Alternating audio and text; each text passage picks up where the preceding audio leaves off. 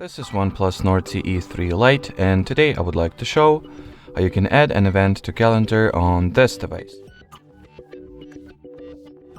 So to start, you are going to need to find and launch the calendar app. By default it's going to be Google Calendar.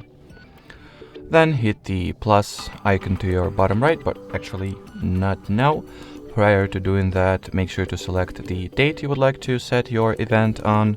Then hit the button that I've already mentioned, go for the event option from the list, and now simply fill out all the event details such as its title, time frames, time zone, repetitiveness, other participants, link to the video conference, location, notifications, color that it will have inside the calendar, so you will be better able to tell it apart from other calendar things you have going on. Then you can write a brief description for this event and attach the file if necessary, of course.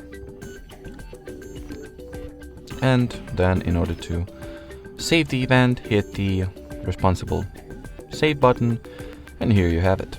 Alrighty, so that will be it for this video. Thanks for watching, and bye bye.